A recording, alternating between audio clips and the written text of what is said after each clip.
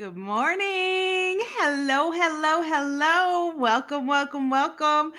My name is Dorothy, and I am here to do a live demo. So grab you some tea, grab you some coffee, and let's play a makeup. How's that sound? I hope everyone is doing well. I hope you are here to maybe do something a little different, learn something a little bit more, and really just get the most out of your Luminess airbrushing products. I think we're going to do something a little bit different today and talk about the spray foundation and how to build coverage. So if you were here yesterday, you saw, good morning, Lori. You saw me do full coverage on this eye with our traditional airbrushing foundation. But today we are going to do the can airbrush just so you can see the finish, you can see the buildable coverage and all of that good stuff. So good morning, good morning, good morning. So glad you guys are here. If you're logging on, type in the comments and let me know where you're watching from. Let me know where you're at, all of that good stuff. We are going to have some fun today. I'm going to do a full makeup look, concentrating on the coverage of these lovelies that I have with our spray-on foundation. So if you're not sure what the spray-on foundation is, this is what I'm talking about.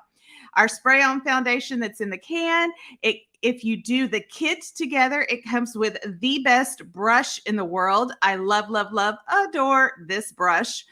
And it comes with primer as well as the spray-on foundation in silk. It is great to travel with.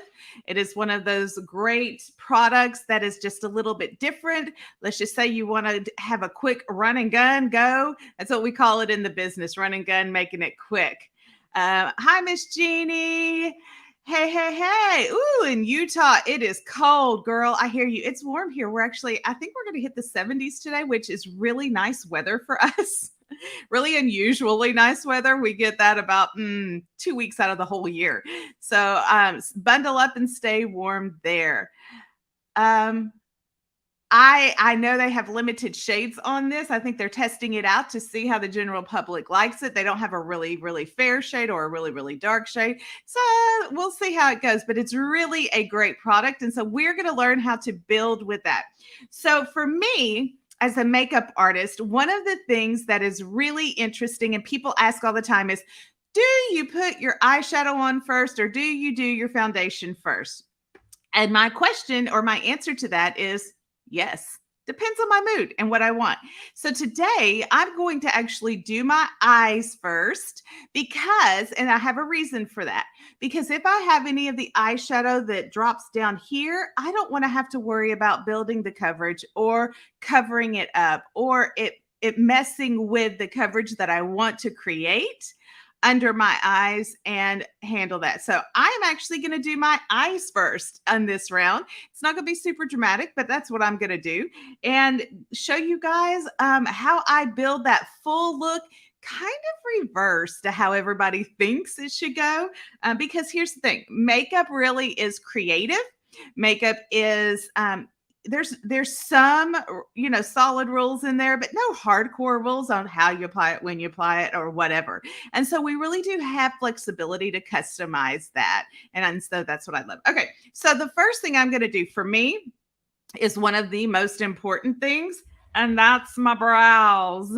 Now, I'm not going to airbrush my brows on. I'm simply going to use a brow brush. That's it. It's double-ended. And I'm going to pop it in my little brow palette, which literally, guys, is just a matte palette that I use across the board for blondes, redheads, lights, medium dark, and dark.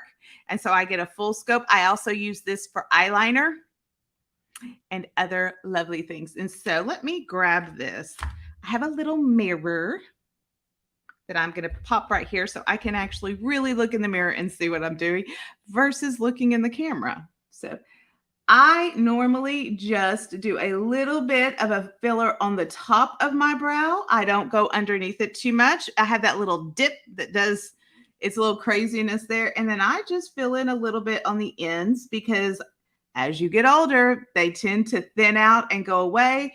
And so I like my brow shape. I don't add too much to it. I don't use a heavy pencil or anything because I don't have to. But I do want to thicken them up and let them look a little thicker, a little fuller naturally.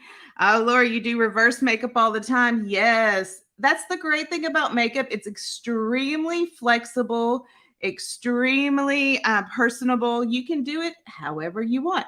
Now, there are techniques in application that makes it easier. So using a tight angle brush for your brows that give you that sharp, precise, that is a technique in application. That makes it easier and better. Using the double-ended where you brush it up and you actually get, that's a technique. So having the techniques is really more important than knowing the order of what you're going to do things in. So that's my spiel on that. Okay, so see, that was super quick, super easy. Hey, good morning, Andrea. You already have brows? Yes, I did. I put some brows on just now. And I do a light fill on brows if you want it, if you want it thicker, if you want it fuller, if you have a very specific brow look, be creative, do your thing. They do get shorter and fade more as you get older, for sure. So just let me see. And yes, I love being Heather 2.0. That's one of my favorite things that she calls me Heather 2.0. So I'm going to come in and go ahead and put Velvet Veil on. As you can see, I've done my skincare. So I got a little bit of extra shine right here where I don't necessarily want it. And for me, I feel like Velvet Veil is like a liquid powder. Yes, it does some blurring. Yes, it does combat some larger pores in areas. But for me, it really is like a liquid powder that is kind to the skin to just knock some shine down in the areas you don't want to be shiny. So like if I'm going to highlight, which you'll see me do, I'll add some highlighter. If I'm going to highlight, I don't necessarily want that in my T-zone. Some people do. It's okay. I naturally have that highlight there. So I'm just knocking that down. Y'all see how that knocked that down so much? I love it. All righty. So I'm going to go ahead and do my eyeshadows. For me on eyeshadows, I'm super, is the Rose formula more matte than the Silk? It is not. It has it's a cleaner formula. It has a little bit higher of pigmentation, not too much. They're both the same type of formula, except the Rose formula is cleaner. It has cleaner products. And as a cancer survivor, for me, that is very important. And not that the Silk isn't a clean product, but they took it an extra mile, an extra step with the Rose. Plus, let's just talk about how great it smells. Yes. So yes, it does not have more of a matte formula. It is more of a satin finish like the Silk is. And so you're not going to get a difference in the finish for that. So great question though, Jeannie. So eyeshadow brushes. I do a very simple eyeshadow, just so you know. I'm kind of lazy. So I literally, unless I'm doing something little zhuzhy, little bougie, I use two brushes. And I don't blend my brushes. I have one for the light and I have one for the color that I'm going to use. And you can see what color I use because I hadn't cleaned my brushes. They're mine. I don't use them on anyone else. It's okay. I do clean them like once every 2 weeks, but they still have it. So you notice that there's less shine with the Rose. Well, it might be on your skin and that's great. But as a general, there's not any difference in that. But hey, everybody's chemistry is different and it works differently. So I just dabbed a little bit in my lighter eyeshadow. It's just a lighter cream. I'm just going to pop it. And if you'll notice, this is my natural dark pigmentation. I'm not going to go and try to cover that up because right now I don't feel like I need to, not for this makeup look. And so I just kind of go with it. I do have darker pigmentation on my eyelids and under my eyes. As you can see, there's that lovely darkness there. And so I combat that and I actually work with it. So what I'm saying is, once I put concealer under here, I kind of have a natural eyeliner because my dark circles are so dark on my lid because it's so dark. I kind of have a natural depth to it. And so I don't feel like I want to work against that. I just work with it. And so I'm just using a light cream and then a light rose on the lid. And I'm just popping that rose on the lid and brushing it up. That's it. Easy breezy, nothing major, nothing dramatic. We're just going to do a very light, very pretty. Use the dark. Yes, girl. I'm going to use all of my natural features. I tell people all the time who have rosacea, unless they have a sensitivity rosacea, like with the acne, but if they just have redness right here, don't worry about covering it up fully. Let it work with you. That's your natural blush. So work with what you have. Don't try to do what all of these IG influencers are telling you to do, putting a mask over your face, covering it up, and then putting on there what you want. Work with what you have and counteract what you don't want. Let's lean into our natural beauty of how we were created and not try to create something completely different. So now the reason I did my eyeshadows first is because this sometimes, have y'all ever noticed that sometimes eyeshadows fall down, especially if you're doing a smoky look, if you're doing a darker smoky look, if you're using grays and blacks and all of those wonderful dark pigments, they'll fall down underneath. And so the reason I do it first is because I'm going to come back and I'm going to wipe anything out from underneath my eye. Look, y'all see that? You didn't even look like it was there, and yet it did fall down.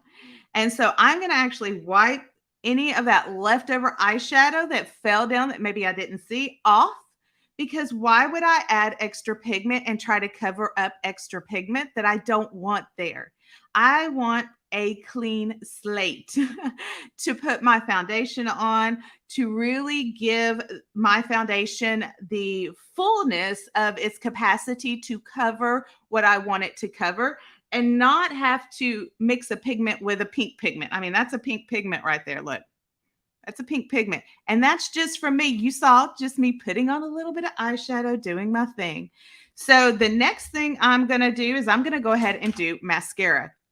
So my lashes, I don't wear fake lashes. I was blessed with really great lashes. So I do use a lash serum to kind of enhance them. As I've gotten older, they've gotten thinner, but this is where you would put on your falsies. If you're wearing extensions, you don't have to do that. If you're wearing magnetics, which we have great magnetics, I love them. Right here, this is my lash primer. How many of you use a lash primer? Do you use a lash primer?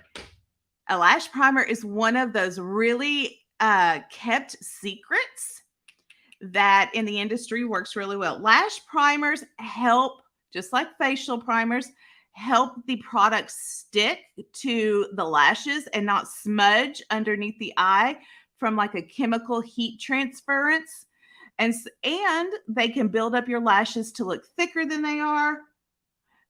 They can give you a little bit of extra drama, all of that good stuff. And so I love using my lash primer along with my mascara. So consider adding a lash primer. If you are a lash girl and you want to use your natural lashes and not use fake ones, consider adding a lash primer to it. If you have a challenge of of mascara going underneath your eye because of your concealer, because of your eye cream, because of whatever reason, there's so many reasons why your mascara can smudge under your eye. Lash primers help prevent that. You powder over your eyes. I would do that, except for me and the way my skin works. If any of that powder falls underneath my eye, oh, it gets a little too heavy for me. So that's a great technique, though. I have used that before, and it does work really, really well. Alrighty, so I have got my lash primer on. I have got my my mascara on. So my eyes, for me, are done. Okay, so what is our next? Now we're going to start working on that coverage. That's what we were going for, right? We want to try to get buildable coverage, keeping everything looking natural and just building it in the areas we want to build it. I'm also going to contour and highlight because y'all look, I got a Jimmy Neutron forehead. I got his hair too, except it's pink. But, I've got a very square, very high hairline. And yes, I could wear it down and it would cover it up, but I don't want to. So I'm just going to contour because I want to keep the balance. So we're going to talk about some very specific contouring today. So here's what I'm going to do. I'm actually, you know how when we talk about airbrushing, we talk about adding our highlighting and our contouring first, and then we airbrush. Well, I'm going to add my highlighter first. So I've got the Luminous highlighter. I'm going to add that to my cheekbone right here. I'm going to add that right here down the tip of the nose line because that's where I want it to draw the attention on my nose. And I'm just going to go ahead and blend that in. I have not done my primer yet. I have not done my spray foundation yet. I am doing this because I want this highlighter to be very, very subtle. And so for me, I want it to go underneath the foundation because I'm going to use a sheer to light coverage on my cheeks and in this area. And so I really want it to be subtle. And so I'm going to actually put it on before I add my foundation. And then I'm going to blend it away. Okay, so primer is key. I love me a good primer. Remember, when you are applying your primer or your foundation here, you are going to get very close. You don't want it way back here. You don't even want it. Is that the gold illuminator? It is. What is it? It's the bronze illuminator. It just looks very gold on me because I am very fair. But yes, no, it's the bronze. So I am going to put it in there. I don't want it spraying everywhere. I want it very specific onto my brush, and it is a spray can, so it will go. So see, I'm doing a very light spray there. You can hear it. And I am actually going to put this in my forehead area, under my eyes, especially on my little spot right there that I'm going to be putting a large amount of coverage on. And my nose. Let me do a little bit more. And I have a little bit larger pores right here. So this goes all over the skin, all over your face, all over that good stuff. And remember, I've already kind of put my illuminator on, all of that good jazz. Okay, there's my primer. That is really going to help this blend out beautifully. The angle and the tightness of this brush, y'all, it's a dream. It's a makeup artist's dream because you can get right under places you want to get. You can blend and buff it out. It is a great, great brush. If I had anything, I would, I love and adore this brush. Okay, now we're going to go with our foundation. Still got the highlight. Same thing. We don't want it 4-finger whisk away on this. Nope, that's too far. We want it pretty close so that it goes onto the brush and we can put it where we want it. So because I want extra coverage, I'm going to start under my eyes and then blend the way out. Did you see that? There we go. It's on there. So I am going to actually start right here.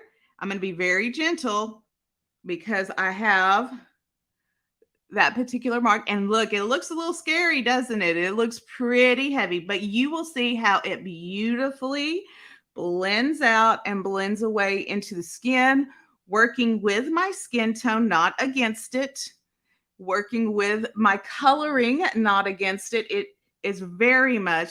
And when you want to blend or when you want to add more coverage, pat that area. We call it packing. We pack it in. But we pack and pat versus moving and buffing. This right here is called buffing. Blending, buffing it out, moving it around, getting it all over there. Jeannie, that bronze is a little bit dark for me also, which is why I put it on first, so it would lighten up a little bit with my foundation. Method to the madness. And so I'm going to pat and pack that under my eye because I want more coverage under my eye for my little boop. And look, I didn't even have, I'm going to be honest with y'all. I really thought I would have to go maybe two passes with this to cover my little injury here, I guess, or flaw, whatever you want to call it. But I didn't. I got it in one pass, which to me is amazing. So I really, really do adore this product. I think it is awesome. for the coverage and the natural look of it. You can still see my skin. I still have the natural kind of sheen and glow. Now, I am very particular about coverage under my eyes because of my dark circles. Let's just be honest. I have them. I'm not going to deny I don't have them. So I am actually really going to do one more light pass under the eyes to get right in here, to get right in here. And for that, I'm going to use a little brush. So this is what, if I use traditional concealer, this is the kind of brush I use. Same concept, just a little bit smaller. And so I'm going to put the foundation on that little brush. You heard that.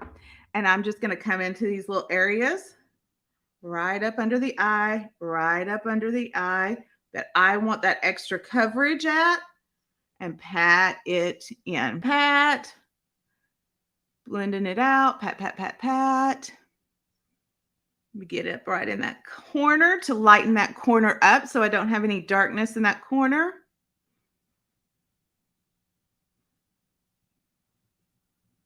And I'm going to give that a moment to kind of love on my skin, heat up, do what I want it to do. While I am doing that, I am going to come in, and you know it, Heather loves this palette. I'm going to come in with the contour. Now, for me, I know how Heather contours, but our faces are shaped differently. And so I'm going to contour just a little bit differently. If I come and bring my contour in here, I look very skeleton. And so my contour is going to go right here and right here, just to bring my hairline down visually, cover up my little, the little recession there. I'm also going to give a little bit of contour to enhance my cheekbones. I'm not going to do a whole lot because there's not a lot I got to get rid of. I used to, if you ever go and check out my social media, I used to have a very round face, and I've lost some weight, and so I don't now. And so I had to change where I placed my makeup look because of that. And then I'm going to hit right here, that a lovely little, what I call chicken waddle. It's okay though. Everybody's got something that they get to work in and with and try to cover up and do against. And so I'm going to pop this as deep into my hairline as I can because I don't want the light focusing on that. I want it to kind of back up into the background. When people look at me, I want the highlight right here around my eyes because I want people to see that. And so I'm going to just focus on my contour there. And I didn't bring it down. If you'll notice, I just focused it there. And then I'm going to hit this cheekbone. I'm going to stay on the upper part of the cheekbone because if I pull it down here, it's going to pull my whole face down. So take a look. I angled my brush up and I did it there. You see how that did a lift on that cheekbone? That's what I want. I want that lift and that little bit of contour. And that right there is how you do a facelift with your contour. So you angle the brush up and do a higher side to it. There we go. I'm going to hit this little chin area just a little bit and let it be what it is. And voila, it was that simple. Now let's add a little bit of blush. Boop, boop, boop, boop, boop. Not too much, just a little bit. It's good. It's good. Okay, so for me, I wear tinted lip balm most of the time. That's all you're really going to get from me. I can do lips, but for a natural everyday look, I just pop on a little bit of a tinted lip balm and call it good. Lip gloss, whatever that is. So my final step for anytime I do makeup is I do a finishing buff. So I'm going to take my powder brush and I'm just going to hit it in that T-zone right there. Like this. That way, if I have any kind of things that are extra shiny, it knocks it down. But I still, if you look, I still have that highlight work in there. Have that highlight work in there. Have that highlight working on the nose. My finishing buff is a buffer brush. That's a flat brush. And it does kind of look like this, right? They look the same. But this does not have any product on it. It's just the brush. And I am just going to buff and make sure that I don't have anything that is hard edged or not. I'm going to be easy around my eyes for sure. And then I'm just going to buff over it. That's it. It's just making sure everything is soft and blended, and it just buffs off any extra that you don't want on there to keep your skin looking young, fresh, blended, and getting really the look that you want. All right, guys, that's it. That's it. That's all I got today. That is building coverage with the spray foundation. So here's the other things I want to remind you of. If you did not already know, we have beauty experts on the phone available to you. So if you have any questions or need any answers for your beauty look, your airbrushing, if you're having issues with your airbrush machine, issues creating the look that you want, give them a call. This is their direct number. They are there to train you. They are there to help you. So they are there to really assist you. Also, I'm over at Luminess Live. It's a private group that Luminess has created for you to come in, hang out with me, ask your questions. If you are having any challenges, I get to see Jeannie there a lot. I get to see Lori there. I love it when you guys come in. You can ask any questions. I will answer it in real time, or I'll even post the specific tutorial that answers that and give you the answers to that. So go ahead and do that. If you have not signed up for Heather's small group class, that's on Mondays and Wednesdays at noon. So she should be going on and having her small group class today at noon. There's a quick click link in the description of this live for that class. You can just click on that. It'll take you over to the sign up page, and you can pick your day and reserve your seat at the Beauty Bar with Heather. She can help color match you. She can help answer your questions. She will set you up for success in your airbrushing journey. So you definitely want to take advantage of that, because it's free, y'all. If you can have a master class with a master artist, do it. It's free. Why not? Lastly, over on Luminess Live, if you don't know, we watch a lot of tutorials there. They've got tutorials that they've put on YouTube, that they've put on the website, and all of that. And just remember, while the tutorial is playing, if you have any questions whatsoever, I'm there live, or one of our beauty experts are there. All you have to do is post it in the comments, and we will answer it in real time. Okay, it was good seeing you. Until next time.